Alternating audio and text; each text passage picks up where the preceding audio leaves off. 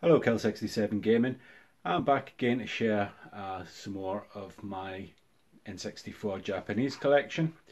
As you know, this is going to be an ongoing series every time I pick up something new. These are games that I'm discovering for the first time because I've never previously owned an N64. So this is the second game that I picked up for the system, and this is going to be my take on Hyper Olympics in Nagano.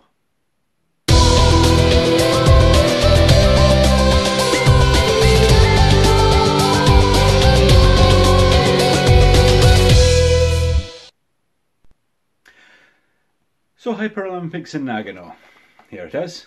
I'm not sure what I can say about it. It's certainly a Konami game in the spirit of Hypersports. It's a multi-event game based around the Nagano Olympics, or Nagano Winter Olympics of 1998. The events themselves are reasonably varied. You have your skiing events, obviously. You have the downhill and slalom. Also, you have freestyle skiing where you do aerials, which is kind of doing somersaults and backflips and what have you. You've also got in there your bobsled, your luge.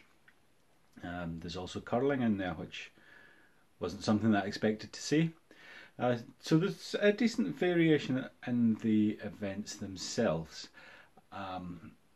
What I did worry a little about when picking this game up was what the language barrier was going to be like, because obviously anyone who's played any of these multi-event games, whether it be Konami's track and field or whether it be an Olympic game, you'll know that there are different controls and instructions regarding said controls for every event.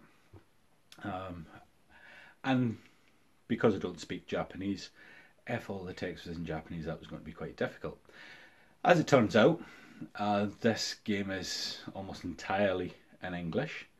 I'm not entirely sure why that is. Maybe this was not really intended for the Japanese market. Although it did get a rename. In the West it was released as Winter Olympics Nagano 98, however in Japan it was part of the Hypersports series and was Hyper Olympics. So maybe Japan was an afterthought. However, what it does mean is that I can play the game, understand what I'm supposed to be doing on each event, and get through it reasonably easily.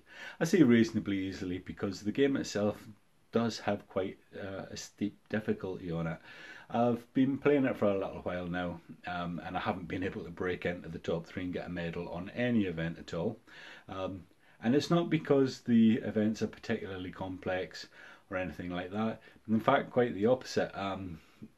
The control schemes for each event is quite simplistic. For example, on the downhill skiing, basically all you do is steer. It starts for you automatically. You can carve the snow if you need to make a sharp turn. So that's the only other thing. That's on the A button, I believe. Apart from steering, that's the only thing that you've got. And to be quite honest with you, if you are carving to do sharp turns, you lose so much speed that actually you can't do anything in the event. So it's actually supposed to be just you steering through the gates. With the freestyle skiing, that's another one that seems very simplistic. You choose what trick you're going to pull off, and you just keep mashing the same button to keep it above a point on a power bar. It's not particularly engaging, I have to say.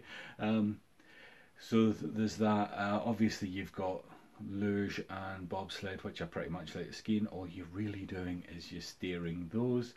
Curling's a little bit more, because you have to aim your stone, you have to get the power right, and you have to sweep the ice. You know, that one actually has a little bit more to it.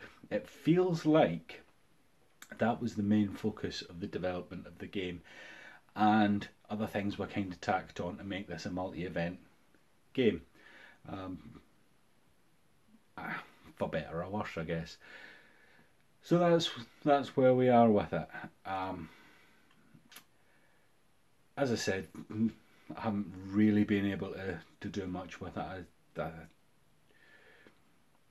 And to be fair, I don't really feel that much of an inclination to get really good at this game. Like I said, when you've got one of the events is just mashing a single button over and over again, it's not a rewarding gameplay experience. The curling, as I said, is a bit more in depth, and maybe I'll play that a bit more. But outside of that, everything just, to be quite honest, it's quite infuriating. There is a ski jump event on there where I know what I'm supposed to do, but it just, keeping yourself upright in midair seems to be a bit hit and miss. It's not the takeoff, the landing, I can do that no problem, but once you're in the air, regardless, it seems to do what it wants to do regardless of the inputs that you put on the controller. So that is my thoughts on Hyper Olympics. It's a shame actually, because I really wanted to enjoy the game. I'm a huge fan of Konami's Track and Field series, and even going back to Hyper Sports in the arcades, it was a game I loved, albeit Hyper Sports itself was very limited in its gameplay experience. And I've come away a little bit disappointed with the result of this game. It does feel a bit rushed. Like I say, I wouldn't be surprised if this was originally just supposed to be a single event curling game and the others were tacked on. That's how it feels. Anyway, that's enough of me telling you about this game. I did say I would make a little video about all the pickups that we made, whether they be good or bad, as it turns out. We had a really good one for the first one, Diddy Kong Racing. This one not so good. It's certainly not a game that I can in any way, shape or form recommend. It's just not a rewarding gameplay experience as far as you'd feel detached from the action that's happening on the screen, and it's infuriating with the difficulty level as well. So that's this video finished. If you haven't already, I would very much appreciate it if you could hit the subscribe button. We are a small channel and obviously trying to grow. I once heard it said that on YouTube people like crap, so maybe this video will attract the audience, and please subscribe if you've come to see a crap game.